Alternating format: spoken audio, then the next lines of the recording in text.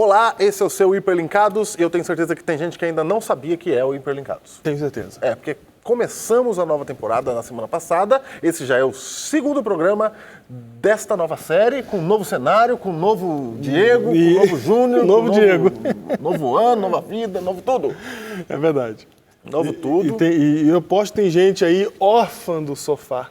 O sofá. O sofá. O sofá é essa agora que a gente vai ver, porque se você não sabe, não tinha visto ainda, agora a gente lê o que você escreve nas redes sociais. É isso mesmo. Cujos endereços estão aparecendo na tela. Ok? É isso. Vamos lá então ler o que você colocou nas redes sociais.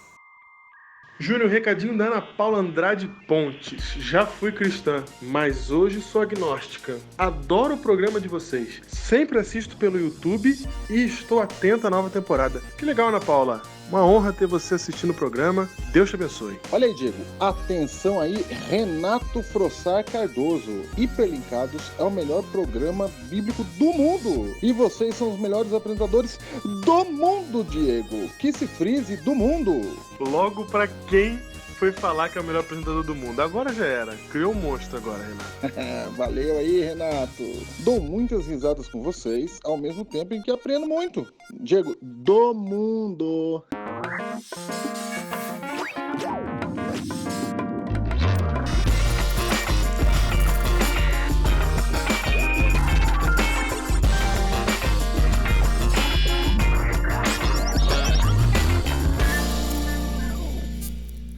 Júnior, estamos de volta para continuar o tema do primeiro episódio da terceira temporada do Hiperlinkados. Como é que é?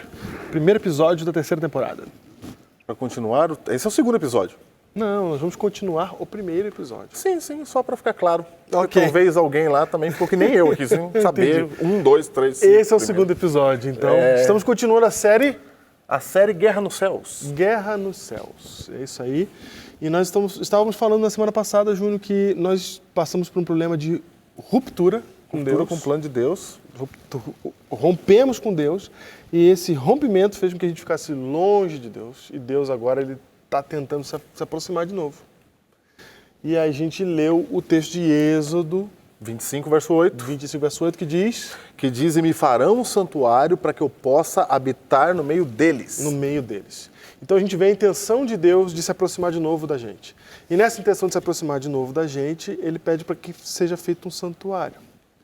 E o que é o santuário, Júnior? Assim, uma coisa interessante é a palavra esperança, que o último episódio era Nasce uma Esperança. Estava sem esperança, porque tínhamos nos afastado de Deus, e Deus arrumou uma maneira de se aproximar de nós. Foi. E aí vai nascer a esperança. Mas esperança é uma palavra abstrata no português. Como é que faz para desenhar uma esperança? Para mostrar mesmo pra fazer, o que é isso, né? O que é esperança, concretamente? O que é isso? Você sabe, Júnior, que o pessoal lá do Oriente, eles têm a mente um pouco orientada, um pouco diferente da nossa. A nossa mente era orientada para ideias, para abstratismo. Nós somos, nós ocidentais, quando eu digo nós ocidentais, o pessoal que mora do lado esquerdo do globo, temos mentalidade grega. Então a gente pensa ideias, pensa coisas, então a gente fala palavras que não são muito concretas. Mas as pessoas no Oriente, lá na terra onde Jesus andou, lá na terra do povo de Israel, elas são mais voltadas para o concreto. Para o concreto. Interessante, né? Mas para as coisas... Tanto que eles usam palavras concretas para definir coisas abstratas. Tem exemplo? Tem, vários exemplos. Tem exemplo. A gente deu aqui no Hiperlinkados Antigo. Antigo? Antigo é um nome, né? Não é antigo, não. Não. Anterior. Tá aí na internet. Só porque agora estamos aqui. Pode conferir. Passou é antigo. Não, eu tô falando só para eles identificarem. Ok, tá a época bom. do sofá. Ok. Certo? Sim. Tem o antes-sofá e o pós-sofá. Ok. A terra, naquela época lá, a gente chegou a mencionar alguns exemplos, vou dar aqui alguns, né? Você usar a mão para falar de atitude, de ação. Usar a testa para falar de pensamento, né? Então, eu quero falar, usar termos abstratos, mas eu uso palavras concretas para poder definir o que está acontecendo. É assim, em vez de eles falarem a união faz a força, Que são 3 palavras completamente abstratas. eles dizem 2 cachorros matam um leão. Que são coisas completamente concretas, mas as duas frases, uma abstrata e outra concreta, quer dizer a mesma coisa. É isso. Certo? Então, embora eles sejam orientados para uma coisa mais concreta, Deus precisa explicar para eles coisas que são bem profundas. Bem profundos, como a esperança. Como a esperança, né? Como por que vocês se afastaram de Deus? Por que o pecado, que é uma coisa completamente abstrata, Sim. se torna uma coisa concreta? Como que ele é concreto em nossas vidas e como que ele acaba concretizando uma separação com Deus e por que a gente morre nesse processo, que a morte é uma coisa que ela é as duas, concreta e abstrata, né? Ah, tá. É. Então Deus tem que trabalhar tudo isso com o povo e quer trazer para eles o plano que vai salvá-los. Ele vai mostrar o plano. Vai mostrar o plano. Então a gente está no tempo de Moisés, lá no Antigo Testamento. E no tempo de Moisés, Deus fala, faça um santuário. Isso. Então ali ele começa a desenhar. Isso. Por isso o título do episódio de hoje é Como se desenha a esperança. Ali Deus estava querendo mostrar e ensinar como ocorre o plano para salvar o homem. Isso. Salvar da morte. Exatamente. Não é isso? E a gente está falando de desenhar porque ele literalmente desenha mesmo. Desenha, porque daí ele falou, ô Moisés, você faz aí o santuário, mas você faz assim, ó. Isso. Acompanha comigo, Hebreus capítulo 9. Eu vou ler aqui e você vai ver que está desenhadinho aqui. Vamos Tá lá. certo? 9, 1 em diante. Ora, a primeira aliança também tinha preceitos de serviço sagrado e o seu santuário terrestre. É disso que estamos falando aqui. Certo. Com efeito, foi preparado o tabernáculo. O que é tabernáculo, Diego? É o santuário? Nome do santuário móvel, Isso. daquele que montava e desmontava, O que ficava no deserto. que ficava no deserto. Vamos só lembrar aqui do contexto. Deus está pedindo isso para o povo que acabou de sair do Egito, que é nômade no meio do deserto. É isso. Então, com efeito, foi preparado o tabernáculo, cuja parte anterior, onde estavam os candeeiros e a mesa e a exposição dos pães, se chama o Santo Lugar. Por trás do segundo véu se encontrava o tabernáculo, que se chama o Santo dos Santos, o qual pertencia a um altar de ouro para o incenso, a Arca da Aliança, totalmente coberta de ouro, na qual estava a urna de ouro contendo o maná, o bordão de Arão que floresceu e as tábuas da aliança, e sobre ela os querubins da glória, que com sua sombra cobriam o propiciatório. Olha que palavra bonita, Diego. Palavra bonita. Propiciatório quer dizer tampa. É isso. Tampa? Tampa. Ok. Porque é a tampa da arca. Ok, uma palavra propiciatória não quer dizer isso, mas ela está se referindo Está se referindo à tampa. Perfeito. Eu nem sei se quer dizer, eu só sei que quando a Bíblia fala... Propiciatório é tornar propício. Ah, é? É ali que se tornava propício. Ah, bonito. Mas então eu posso Propiciatório. dizer assim, ó. Por que o querubim era o propiciatório? Tornava propício. Porque quando Deus faz propiciação, ele cobre, tampa seus pecados. Perfeito. Ficou bonito? Ficou bonito. Pode estar errado também, né? Não sei. Mas bonito ficou. Ficou bonito. Ficou bonito. Mas era a tampa. Quando falar o propiciatório, você sabe que é a tampa, Que é a tampa ali. da arca que tinha os querubins ali. Isso. Ok? Até aí. Até aí. Eu espero que enquanto você esteja lendo isso, o produtor esteja mostrando imagens 3D do santuário. Virando ali, né? Virando ali. Isso. Se ele não mostrou, vamos nós desenhar aqui. Ok. Vamos nós desenhar aqui. Então funcionava assim. Você chega lá no deserto, aquele santuário feito por Moisés. Sim. Só um parênteses antes de desenhar. Esse santuário feito por Moisés se chamava tabernáculo, tá bom? Esse era uma tenda que eles montavam e desmontavam, porque eles estavam caminhando para a terra prometida. Sim. Toda vez que eles Nômades. tinham que sair do lugar, desmontavam o santuário e montavam em outro lugar. Isso vai durar até Salomão. Isso. Porque Salomão faz o quê? Constrói um templo. Aí ele constrói um templo de cimento Isso. e tijolo. Isso. Porque eles já chegaram na Terra Prometida. Chegaram, Já estão em estavam Jerusalém. estabelecidos onde tinham que estar. Aí eles fazem o Templo de Salomão, que aqui em São Paulo tem um. Tem um. É uma réplica certinha? Não. Por fora é. Tá, não, sim, por fora. Por fora é. Tô falando do tamanho. É uma réplica parecida, mas ela tem medidas diferentes. Ah, ok. Só para saber o tamanho. Então, tem lá o Templo de Salomão, que ele constrói. Esse templo é destruído. Certo? Destruído por Nabucodonosor, Isso. correto? Correto. Correto. O povo vai cativo para a Babilônia, voltam e reconstroem. Isso. Eles reconstroem o templo. E aí vem Herodes e faz o que com o templo? Faz Já na época de Cristo?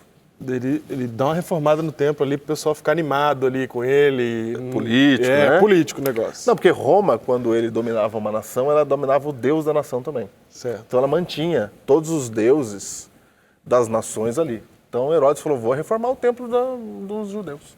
E reforma o templo. É esse templo que Jesus olha e fala assim, ó, aqui não ficará pedra sobre pedra que não seja derrubada. Que foi derrubado. Sim. Foi derrubado depois no ano 70. Anos 70. No ano 70. Roma. Por Roma, foi derrubado. Caiu, sobrou uma parede. Isso. Essa parede está lá até hoje. Está lá até hoje. Como é que é o nome da parede? Muro das Lamentações. Esse é o Muro das Lamentações, que o judeu se lamenta por não ter mais o Templo. santuário, o templo. É disso que estamos falando. Aí você vai pegar toda a Idade Média e você vai perceber que o povo árabe e o povo judeu vão lutar por aquele lugar, e aí o templo foi destruído e no lugar tem lá uma mesquita. Certo. Sobrou apenas uma parede, um muro, e aí se você quiser saber de briga no Oriente, vem daqui também. Eu também. Faz parte. Exato, é a mesquita lá. Ok? Então só para você saber do santuário. Então vamos desenhar. Funcionava assim, você chegava no santuário, agora eu estou falando do tabernáculo, da tenda. Você fez um resumão cronológico aqui. Cronológico. Agora você deixa de lado todos os outros santuários aqui, vamos para o tabernáculo, que Da é o tenda, primeiro que, é lá o que Moisés fez. Primeiro desenho. Primeiro desenho. Então o primeiro desenho funcionava assim, você chegava, tinha o pátio, ou seja, fizeram uma cerca aqui fora. Só um detalhe muito importante, a gente sabe pela Bíblia que Moisés ele usou medidas, que Deus deu para ele as medidas certinhas. Deu certinho. Deus deu praticamente, a palavra bíblica utilizada passa a ideia de maquete, passa a ideia de que Moisés viu um modelo e copiou o modelo para fazer exatamente igual. Foi. Deus deu igualzinho, deu a planta.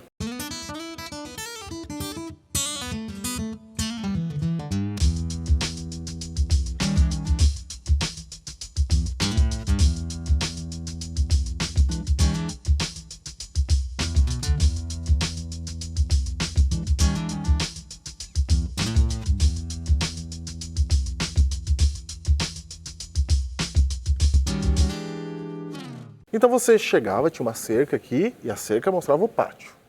No pátio, você dava de cara com um altar aqui, que era o altar do sacrifício. Certo. Depois nós vamos dizer o que acontecia no altar do Sacrifício. sacrifício. Então, na frente do altar do sacrifício, tinha uma bacia com água. Certo. Aí, na frente da bacia com água, o santuário propriamente dito. A tenda aqui do santuário. Certo. Que tinha uma cortina que você atravessa ela para entrar no santuário. Esse santuário é um retângulo, se você olhar de cima. É um retângulo. Certo? É. Essa cortina que você vai abrir para entrar se chama véu na Bíblia. Eu vou chamar de primeiro véu, segundo véu. Faz separação lá no lugar santíssimo. Certo. Então, quando você entrava no lugar santo, que a gente leu aqui em Hebreus. E no lugar santo, você entra comigo.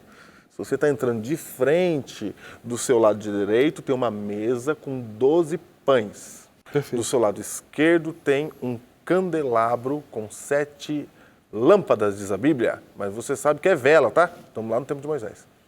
Certo. Ok? Não tinha inventado ainda.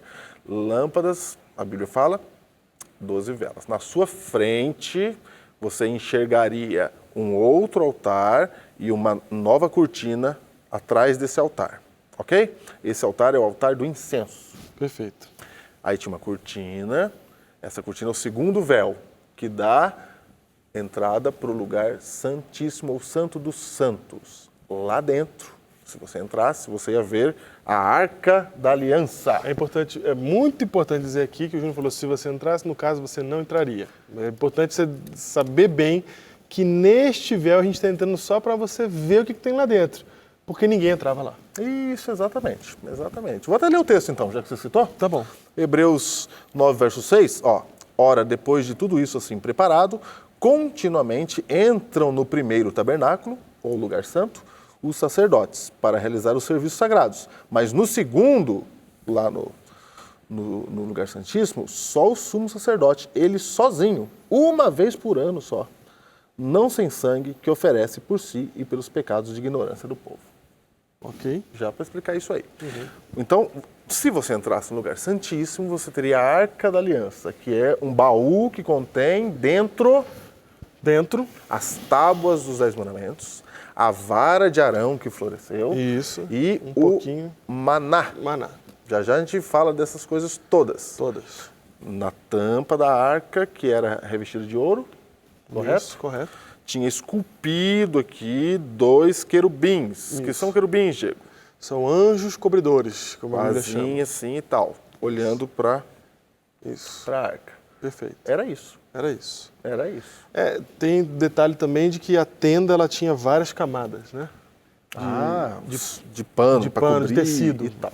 Várias camadas de tecido e tudo era milimetricamente informado por Deus, assim.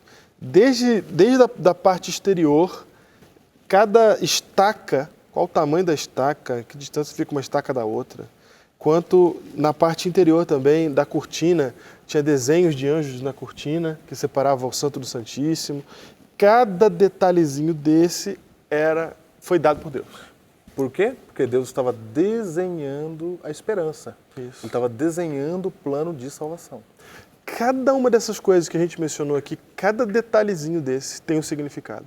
E é possível, Júnior, que hoje, em 2017, a gente nem tenha pego todos os detalhes disso tudo, É possível. né? É possível. Mas estava Deus ali explicando o plano de salvação em mínimos detalhes. Para mentes que concretas. têm pensamento concreto, quando falou Como é o junto caso do povo de Israel. povo hebreu lá. Olha que legal o jeito que Deus está fazendo para fazer a mensagem chegar para eles da salvação. Perceba o seguinte, o que está acontecendo no santuário é um grande processo educativo.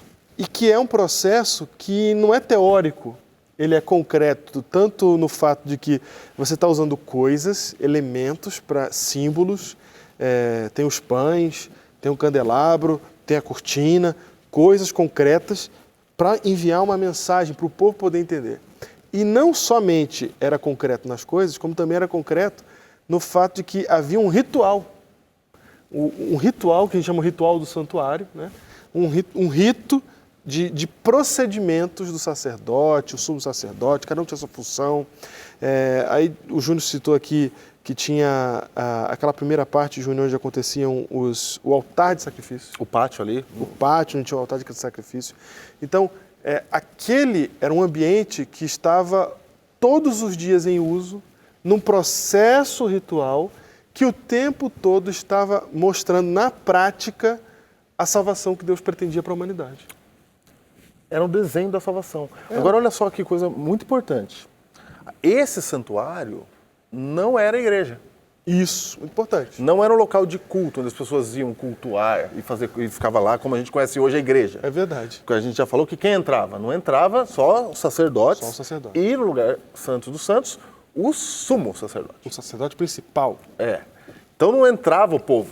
Não é igreja. Não pensa em igreja. Não era igreja. É verdade. Então acontecia alguns rituais ali que vão simbolizar essas coisas. Inclusive, é importante a gente lembrar aqui, o próprio nome igreja, o próprio termo igreja em grego é eclésia, que quer dizer comunidade, né? Ajuntamento. Ajuntamento. Ali. Então, assim, não tem que ver com o que está acontecendo no santuário. Não tem que ver. Tem nada a ver. Não é um ajuntamento Você de pessoas do santuário. Pode confundir o santuário com a igreja, porque não é a mesma coisa. Até porque também, você já vai ver mais tarde, a gente vai continuar falando sobre isso aqui nessa série, você vai ver também qual foi o papel do santuário, se é que ele está em funcionamento ainda, se é que ainda existe. A gente vai ver. Vamos falar disso depois. Assim como a igreja de hoje não é santuário. Isso, não é Não santuário. é santuário. Deixar Então, isso bem o claro. santuário, ele Por que estava o lá... pessoal gosta de comparar o templo do Antigo Testamento com a igreja? Com a igreja, porque a palavra templo é bonita. E quando você constrói a igreja, você fala que ela é o templo. Isso, exato. Só que na Bíblia, templo se refere ao santuário. Isso. Só que templo, no português comum aqui, Aí pode se referir à pode igreja. ser prédio de igreja. Aí que dá esse... Essa- É por isso que a gente está fazendo essa separação. Isso. Então, o templo, biblicamente falando, Era isso aí. é isso aqui. É o santuário, é o templo. Isso. Por isso que a gente está chamando de santuário, não é? A Bíblia também chama, para fazer até diferença isso. da igreja. Porque hoje não tem nada chamado de santuário, assim, Não né? tem nada chamado de santuário para você saber que não é igreja. Isso. Ok? Então não era igreja e acontecia ali algumas cerimônias que também não ocorrem hoje na igreja. Exatamente, graças a Deus. Ocorria lá, Isso. né? E tinha função de ocorrer lá e elas apontavam para Cristo. Tinham 3 cerimônias que a gente quer destacar aqui. Tem mais, mas a gente quer destacar 3. 3. A primeira era o sacrifício contínuo. Espera um pouco. Por que pouco se trata desse assunto, Júnior? Porque é um assunto complicado, porque ele é cheio de detalhe. Cheio de detalhezinho. Deus deu cheio de detalhes para o povo. E se você for ler ele na Bíblia aqui, você vai encontrar ele em locais áridos da Bíblia. Sabe aquele lugar que você fica, que não tem história, que, meu pai... Você pula, você Sabe? costuma pular, Isso, né? exatamente. Quando você está lendo a Bíblia. Ou você só lê por tabela, mas não quer entender aquilo lá, porque não sei o que é quantos côvados, que não sei o que, entendeu? Aí você se afasta desse assunto. Mas esse assunto é muito importante porque foi a primeira vez que Deus informou o homem do plano de salvação. E tudo que a gente sabe hoje sobre o plano de salvação vem daí. Jesus ensinou muitas coisas, Paulo, os discípulos falaram muitas coisas, mas até o que eles falaram, até o que Jesus falou, vinha daqui. Porque ali era concreto, entendeu? Ali era concreto, eles sentiam o plano de salvação. Isso aqui é a base do conhecimento da salvação. Por que era concreto, Diego? Porque, por exemplo, tinha um sacrifício diário. Isso, vamos lá. O sacrifício contínuo, esse era o primeiro. Então vamos já citar os três. O sacrifício contínuo, sacrifício pelo pecado e o dia da expiação. Certo. Ok? Ok. 3 de centenas. Cada um dava um hiperlinkado. Isso, Né? Nesse sacrifício, só para você entender o que acontecia. Qual deles você está falando agora? Eu estou falando primeiro nos três. Tá. Nos três vai acontecer a mesma coisa. Tá bom. O sacrifício. Que é a base do negócio, que é o sacrifício. O que era o sacrifício? É quando você pegava um cordeiro. Certo. Se você não tivesse dinheiro, você podia pegar uma pombinha. E você pegava esse cordeirinho. Um cordeirinho. O que é cordeiro, Diego? É um carneirinho. É um carneirinho. Não é? Isso. Como é que faz o cordeiro? O Isaac vai pôr o barulho lá. Põe barulho, Isaac. Não tem que pagar esse cordeiro. mico que eu queria pagar. Então, é um cordeirinho de 1 ano, sem defeito, bonitinho. Você Certo. brincava com as crianças no quintal. E você levava esse cordeirinho no santuário e você tinha que matá-lo. Sim, você tinha que matá-lo. Você tinha que matá-lo. Por que você tinha que matá-lo? Porque você tinha que matá-lo porque isso significava o seguinte. Significava que você é o pecador. Você fez coisa errada. Mas quem paga o preço não é você, é outro. Para pagar o preço, tem que haver derramamento de sangue. Porque o afastamento de Deus causa a morte. Estão percebendo que essas coisas não estão ali à toa? Não é porque Deus gosta de sangue, Deus está lá em cima assim, vai, mata os cordeirinhos, que eu gosto. Não, de jeito nenhum. É Deus falando assim, De jeito nenhum. Eu preciso que você entenda o que está acontecendo. Eu preciso que você entenda que você foi longe demais. Isso. A lama que você está. A lama que você está. A lama que você está. O que causa isso? O que causa isso? E o que vai causar isso? E como é que eu não vou arrumar? E por que isso acontece? Exatamente, está tudo sendo respondido nesse processo. Só um detalhe importante sobre o sacrifício, é que o sacrifício, ele não inicia no santuário, Júnior.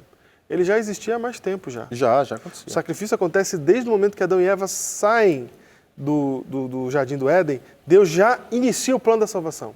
E Deus já começa a ensinar para a gente como que esse plano de salvação vai ser executado. Quando chega no santuário ali, você só pega esse item que já existe, né, esse ritual que já existe, esse processo, e adiciona a ele um desenho em volta. Você coloca ele num lugar. Você fala assim, sabe isso aqui que vocês fazem já há muito tempo? Vamos colocar ele aqui, e vai encaixar essa peça, e vocês vão entender um monte de outras coisas. Exatamente. O centro do serviço dos trabalhos do santuário era Deus agindo em favor do homem para convencer o homem do seu amor, de que existia uma esperança para ele. Quando pensamos em Deus, uma síntese das suas intenções, dos seus trabalhos em favor do homem. Podemos dizer assim, Deus paga pecados e perdoa pecadores. E qual é o sonho de Deus em relação a cada um de nós? Que confessemos pecados e aceitemos o seu amor. O que fez então o Senhor Deus com os nossos pecados? Ele os pagou na pessoa de Jesus Cristo. E o que Ele fez conosco? Nos perdoou. O que faz o ser humano quando é tocado por esse amor e responde positivamente? Ele confessa pecados e aceita perdão. Quando pensamos em Deus, só podemos concluir que Ele agiu com um amor indescritível.